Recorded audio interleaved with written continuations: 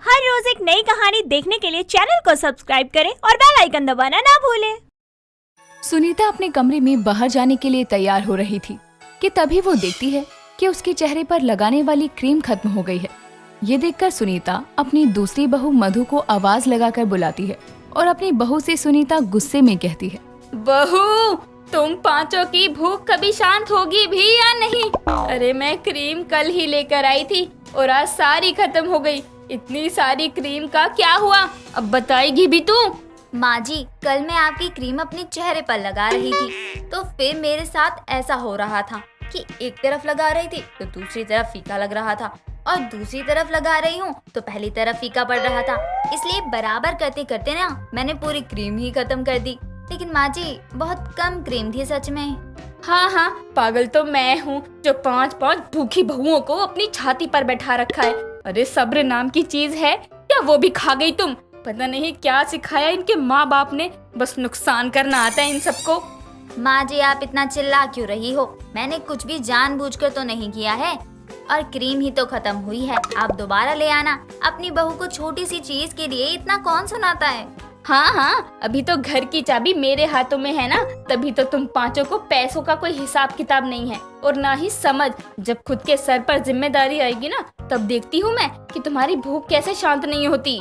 सुनीता अपनी पांचों बहुओं से बहुत परेशान थी क्योंकि जब से उसकी पांचों बहुएं घर में आई थी तब से ही घर में हमेशा किसी न किसी चीज की कमी रहती थी। ऐसे ही एक दिन बड़ी बहू आरती और छोटी बहू प्रीति दोनों एक साथ टीवी देख रही होती हैं। तभी प्रीति कहती है, दीदी, कुछ खाने को मन कर रहा है। कुछ खाने के लिए है क्या किचन में? मैंने कल ही माँ जी को नमकीन और बिस्कुट का पैकेट लाते हुए देखा था, लेकिन मुझे ये नहीं पता कि माँ जी ने वो सब कहाँ रखा है। मुझे पता होता तो मैं कब का खत्म कर चुकी होती ना। माँ जी ने तो हम सबसे ही नमकीन बिस्किट छुपा कर रख दिया होगा। पता नहीं क्यों माँ जी को हम पांचों उनकी भूखी बहुएं लगती हैं। अब बताओ, हम अपने मन से कुछ करे भी ना क्या? वो सब छोड़ प्रीति, माँ जी तो घर में है ही नहीं। हम नमकीन और बिस्किट ढूंढते हैं, मिल जाएगा तो खा लेंगे, पर माँ जी पूछेंगी तो बोल देंगे कि हमें तो पता ही नहीं कि माँ जी कुछ लाई भी हैं। हाँ, ये सही रहेगा। चलो जल्दी से। दोनों बहुएं नमकीन बिस्किट ढूंढने लगती हैं और जैसे ही उन्हें नमकीन बिस्किट मिलता है तो दोनों पैकेट खत्म कर देती हैं और अपनी सास को ये बात तक पता नहीं चलने देती। अब सुनीता भी बेचारी क्या करे, पता चले तो भी कितना ही सुनाए अपनी पांचों बहुओं को। सास भी बेचारी क्या ही करती। ऐसे ही कई दिन निकल गए थे।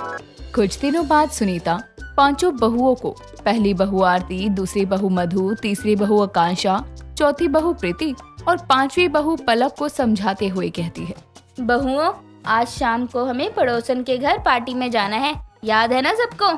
माँ जी, हमें तो याद ही था। क्यों आप ऐसे बोल रही हैं? क्या आप भूल गई थी? मैं भूली नहीं हूँ, तुम पांचों को ये समझा रही हूँ कि वहाँ जाकर कुछ ऐसा वैसा मत करना तुम। ऐसा वैसा क्या माँ जी? हम तो ऐसा वैसा कुछ भी नहीं करते हैं। हम पांचों तो कितने भोले हैं। हाँ, तुम पांचों से ज्यादा भोली बहुएं तो किसी की भी नहीं है पूरे मोहल्ले में। बस किस्मत तो मेरी ही फूटनी थी, तभी तो मेरी किस्मत में तुम पांचों हो। माँ जी, आपने हमें ये बताने के लिए यहाँ बुलाया है एक साथ?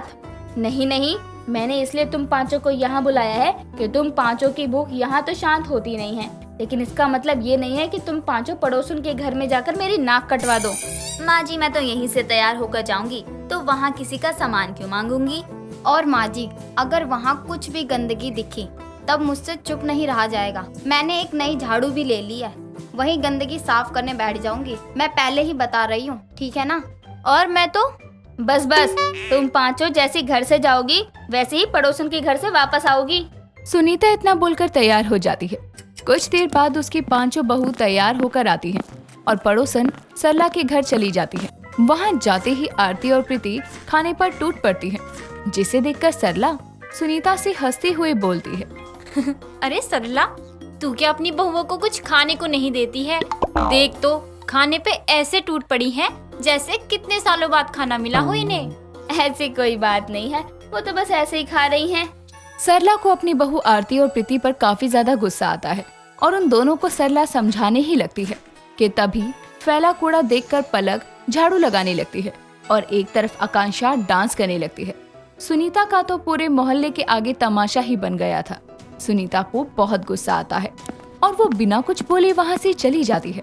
और अपने घर आने के बाद सुनीता खुद से बात करते हुए कहती है, इन 5 भूखी बहुओं ने तो मेरी नाक में दम कर रखा है। किसी की डांस करने की भूख शांत नहीं होती तो किसी की सफाई करने की, एक की तो अलग ही है, मेकअप करने लगती है कहीं भी। अब मुझे कुछ करना होगा इन 5 को सुधारने के लिए। सुनीता अपनी बहुओं से परेशान हो जाती है और अगले ही दिन सुबह अपने पति मनोज के साथ बैठकर सारी बात उसे बताती है। कुछ देर बाद सुनीता अपनी 5 बहुओं को बुलाती है। तभी मनोज कहता है, बहुओं, अब तुम 5 का अपनी अपनी जिम्मेदारी संभालने का मौका आ गया है। बोलो, हम तुम 5 पर विश्वास करके कोई भी जिम्मेदारी सौंप सकते हैं ना? कोई परेशानी तो नहीं होगी ना किसी को? नहीं पापा जी। लेकिन पापा जी कैसे जिम्मेदारी? यही कि आरती और प्रीति को अब से हमेशा रसोई में ही रहना होगा और वहीं कुछ भी बनाए या कुछ भी खाए, कोई रोक टोक नहीं होगा किसी को भी हमारी तरफ से। पर मधु को लोगों का मेकअप करना होगा।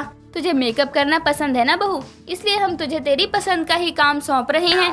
पलक को पूरे मोहल्ले की सफाई करनी है और कहीं भी गंदगी नहीं दिखनी चाहिए। और आकांक्षा, अब तुम्हें सबको डांस सिखाना होगा। सच में हम यही कर रहे हैं। हाँ, अब तुम 5 को यही करना है, लेकिन अब तुम 5 को तुम्हारी पसंद का ही काम मिला है तो कोई काम चोरी नहीं होनी चाहिए, ठीक है ना? पापा जी, आप काम चोरी की बात कर रहे हो? अरे इस काम में काम चोरी की कोई गुंजाइश ही नहीं है।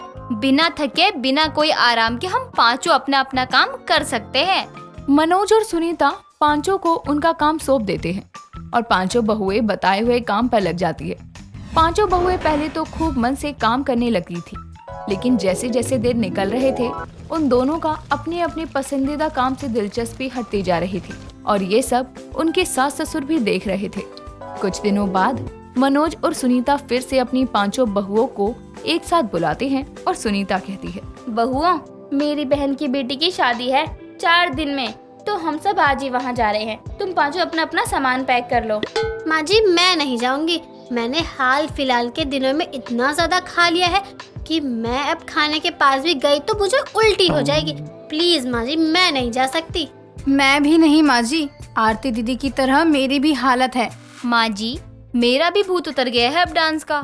मुझे तो मेकअप से ही नफरत हो गई है अब। और मैंने इतनी सफाई कर दी है कि अब मैं खुद की सफाई करने लायक नहीं बची हूँ। हाँ बहुओं, मैं तो सोच रही थी कि मेरी बहन की बेटी की शादी में तो तुम 5 ही छा जाओगी। कोई डांस करेगी, कोई सबका मेकअप, तो 2 खाने का काम संभाल लेंगी, 1 साफ सफाई संभाल लेंगी। लेकिन अब तुम 5 ये बोल रही हो कि तुम 5 की भूख शांत हो गई है। कोई बात नहीं, शादी में जाओगी तुम 5 तो वहाँ का माहौल देखकर तुम 5 की भूख वापस से जग जाएगी। नहीं, अब नहीं होगा। देखा सुनीता, मैं यही बात तुम्हें समझा रहा था कि तुम बहुओं को डांटोगी तो ये नहीं सुधरने वाली, लेकिन जब इन्हें छोड़ दोगी तो इनकी भूख अपने आप शांत हो जाएगी। सुनीता की 5 बहुओं की आखिरकार भूख शांत हो ही जाती है, जिसके बाद सुनीता भी चैन की सांस लेती है। मुंबई शहर में रहने वाली अर्चना को अपनी मराठी संस्कृति से बड़ा प्यार था। कभी भी किसी रिश्तेदार के घर वो जाती तो उपहार के रूप में अपनी रसोई में बना कोई न कोई स्वादिष्ट पकवान जरूर ले जाया करती। वो अपने पति विठल के साथ रहा करती थी। एक रोज वो रसोई में बर्तन साफ करते हुए गुनगुना रही थी, तभी उसका फोन बजता है। देवा रे देवा, अभी काम के टाइम पे कौन हलकट मेरे को याद कर रहा है? अभी गीले हाथों में कैसे फोन उठाएगी मेरे बाबा? तभी वो फटाफट से अपने हाथ तौलिए से पोंछकर फोन उठाती है। हो, कौन बोल रहा है? तेरी सास बोल रही हूँ। जमाइला आई, कैसी हो आप? बड़े दिनों बाद फोन केला तुमच्या। माझी याद नहीं आती? ओ मराठन, हिंदी में बोलना। नहीं नहीं, बोल मत। तू मेरी सुन, परसों की टिकट करवा ली है मैंने। बम्बई आ रही हूँ मैं, वहाँ कुछ महीनों के लिए। हो आई, लेकिन अचानक कैसे? मतलब तू कहना क्या चाहती है? मैं ना आऊं? आई गो, काई बोले तस? मैं तो बस ऐसे ही पूछ रही थी। ठीक है, रखती हूँ। अब वहाँ आकर ही तुझसे बात करूँगी। हो आई। इतना कहकर वो कॉल कट कर देती है। समय बीतता है और एक सुबह जब अर्चना का पति विठल सोकर उठता है तो खाने की बढ़िया सी खुशबू से वो सीधा रसोई की तरफ खिंचा चला आता है और इतने सारे पकवान रखे देखकर साइड में पड़े हुए मोदक उठाकर खाने ही वाला होता है कि तभी अर्चना उसके हाथ से झटके से मोदक छीनते हुए कहती है, देवा रे देवा, कैसा मानुस झाला रे, पहले जाकर मुंह तो धो लो। अरे मेरी बाइक को इतना सब कुछ बनाई तो काय को? मराठी नहीं बोली जाती है तो काय को खाली पीली उसका बैंड बजाते हो? जाओ जाकर फ्रेश हो जाओ। किधर निकलो, आज तो रविवार है, आज मैं तुम्हारी रसोई में बने पकवान का आनंद उठाऊंगा। चुपचाप फ्रेश हो जाओ। भूल गए आज आई आने वाली है, उनको लेने स्टेशन जाना है। आई का विठल, तू तो गेला रे। तभी वो जल्दी से फ्रेश होने चला जाता है। लगभग 11 बजे के करीब वो अपनी माँ को लेकर घर आता है तो अर्चना उसके पैर छूकर आशीर्वाद लेती है और कुछ ही देर में उसके लिए रसोई में मेहनत से बनाए पकवान परोसते हुए कहती है, आई ये सब मैं बनाई है। तूने तो बनाई, लेकिन बनाई क्या क्या है ये तो बता दे कुछ। देखने से तो कुछ पहचान में ही नहीं आ रहा। आई ये सब मराठी पकवान है, पूरन पोली, मिसाल पाव, घनाव आणि ये मोदक। हाँ माँ, अर्चना की रसोई का मराठी खाना बहुत लाजवाब होता है और ये सब इसने आपके आने की खुशी में बनाया है। अच्छा, जरा मैं भी तो खाकर देखूं मेरी मराठी बहू की रसोई का खाना। हो आई, खाओ ना। तभी सुलोचना खाना खाना शुरू करती है और खाना स्वादिष्ट लगने पर फट से खाना चट करके डकार मार के कहती है, बहू पेट भर गया तेरी मराठी रसोई का खाना खाकर, लेकिन मन नहीं भर रहा। सच में खाना बहुत लाजवाब और मजेदार था, खासकर ये वाली गोली। गोली? आपने गोली किधर खाई? देवा, अरे आई उनको गोली नहीं बोलते, पूरन पोली, पूरन पोली। अभी पोली हो के गोली, नाम में क्या रखा है, स्वाद में ठीक तो सब ही है। अभी मैं थोड़ा आराम कर लेती हूँ, अभी पेट भर के खा लिया है, मस्त नींद आएगी। हो आई, जब तक मैं सब साफ सफाई कर देती है। तभी सुलोचना अपने कमरे में चली जाती है और अर्चना अपने कामों में लग जाती है। समय बीतता है। एक रोज अर्चना के पड़ोस में रहने वाली शिवाली उसके घर आकर कहती है, वहिनी, ओ वहिनी, कुठे आहेस? अरे किस वहिनी को ढूंढते हुए आई है तू यहाँ? यहाँ कोई वहिनी नाम की नहीं रहती। ओहो, अर्चना वहिनी को आवाज लगा रही हूँ, पर तुम्ही कौन आहेत? शिवाली ताई, क्या हुआ आप यहाँ? अरे पहले मुझसे इसकी पहचान करवा, तेरी पड़ोसन है क्या बहू? ओ आई, शिवाली ताई हमारे पड़ोस में रहती है, ये मेरी आई है। हो, अच्छा वहिनी, मुझे पाव भाजी बनानी है, पर देखो ना घर में मक्खन ही नहीं है, तो वही लेने चली आई। थोड़ा मक्खन दो ना। हाँ ताई, तुम बैठो, मैं लाती है। हो वहिनी। तभी कुछ देर में अर्चना रसोई से शिवाली को मक्खन लाकर देती है और शिवाली वहाँ से चली जाती है तो उसकी सास उस पर गुस्सा करते हुए कहती है, क्या बात है, तेरी रसोई में तो चीजों का भंडार पड़ा है क्या, जो अपनी पड़ोसनों में ऐसे फोकट में बांटती रहती है? अभी वो मांग रही थी तो मैंने दे दिया, अभी पड़ोसनों में तो लेना देना चलता है ना। तुम्हें कलाजी करो नक्का। ये नक्का वक्का मुझे नहीं समझना, ऐसे पड़ोसनों को रसोई का सामान देना मुझे पसंद नहीं है। और ये पड़ोसने तो हमेशा से कुछ न कुछ मांगने के बहाने घर आती ही रहती हैं। हो आई, मैं समझ रही हूँ आपकी बात, पर जरूरत के समय में ही ऐसा करती हूँ। अभी रसोई में कोई चीज अचानक से खत्म हो जाती है, इसीलिए आप गुस्सा मत करिए, मैं आपको जल्दी से बटाटा बना के खिलाती हूँ। हाँ, साथ में पुदीने की चटनी भी। एक बार फिर सुलोचना की मराठी बहू की रसोई में उसकी पसंद का पकवान बनना शुरू हो जाता है। समय बीतता है। अर्चना अपनी मराठी रसोई में सिर्फ मराठी ही नहीं बल्कि कई तरह का खाना बनाती थी, लेकिन मराठी तरीके से, जिसके लिए वो ज्यादातर खड़े मसालों का इस्तेमाल करती थी। एक रोज सुलोचना रसोई में पहुंचती है तो पानी पीते हुए पूरी रसोई को निहारते हुए खुद से कहती है, वैसे कुछ भी कहो, जैसे रसोई में बहू खाना एक नंबर बनाती है, वैसे ही रसोई को भी चमका कर रखती है। सब चीजें अपनी जगह रखी हैं, मतलब अपनी सास के बिना भी बहू सब कुछ संभाल लेती है। उसको खुद से बातें करता हुआ अर्चना सुन लेती है और अगले दिन सुबह के समय अर्चना रसोई से अपनी सास को आवाज लगाते हुए कहती है, आई आई, जरा रसोई में आना। आई, अरे क्यों इतना चिल्लाई? आ गई तेरी आई, क्या हुआ? आई देखो ना, सब्जी में नमक थोड़ा ज्यादा हो गया है, अभी तुम्हें बताओ ना मैं क्या करूं। अरे तो तेरा ध्यान कहाँ रहता है? रसोई में खाना बनाते हुए एक काम कर, आटा गूंद रखा है? हाँ आई, ये रहा। हाँ तो एक काम कर, इस आटे की छोटी छोटी गोलियां बनाकर इस तरी वाली सब्जी में डाल दे। ये आटे की गोलियां फालतू नमक सोख लेंगी, सभी के खाने लायक हो जाएगी ये। मैं अब भी करती है। अर्चना अपनी सास की बताई हुई तरकीब अपनाती है, जिससे सब्जी फिर से खाने लायक हो जाती है। साथ ही वो अपनी सास से रसोई में करने वाले और भी उपाय पूछती है, और उन्हें अपनाती भी है। एक रोज विट्ठल सभी के लिए बाहर से वड़ा पाव खरीद कर लाता है, जिसे देखकर सुलोचना कहती है, हाय दैया, अरे नालायक, ये छोटे छोटे बंद तो खाने के लिए लाया है और ये भी कोई बंद खाने का समय है? अरे माँ, ये बंद नहीं, मुंबई के फेमस वड़ा पाव हैं। खाकर देखो माँ, बढ़िया लगते हैं। आज बाजार से लौट रहा था तो सोचा आपके लिए लेता हूँ। ये तो शायद बहू ने अपनी रसोई में बनाया था, है ना? नहीं नहीं आई, वो मिसल पाव था, ये वड़ा पाव है, खा के देखो।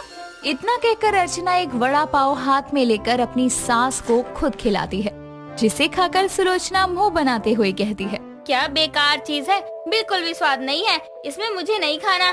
कमाल है माँ, आपने ब्रश नहीं किया क्या? कितनी टेस्टी वड़ा पाव है, लेकिन आपको बेकार लग रहा है। नालायक, तेरे मुंह का स्वाद बदल गया है। इससे अच्छा तो मैं मेरी मराठी बहू की रसोई में बना पाव भाजी खा लेती। अब मैं समझा माँ, आपको ना अपनी मराठी बहू की रसोई में बना खाना ही पसंद आने लगा है, इसीलिए आपको कहीं और का बना कुछ अच्छा ही नहीं लग रहा।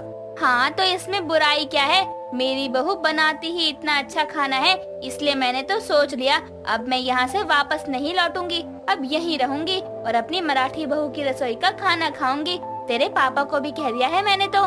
सच्ची आई, अब आप हमेशा यही रहेंगी। देवा, मी खूब आनंदी आहे। मी पण इसी बात पे वो बना ले बहू, पोली। हो आई, पूरन पोली। तभी तीनों हंसने लगते हैं और कुछ ही देर में अर्चना पूरन पोली बना कर लाती है और सब मिलकर खाते हैं। दोस्तों, अगर आपको ये कहानी पसंद आई तो इसे लाइक करें, शेयर करें और कमेंट करके बताएं कि कहानी में आपको सबसे अच्छा क्या लगा।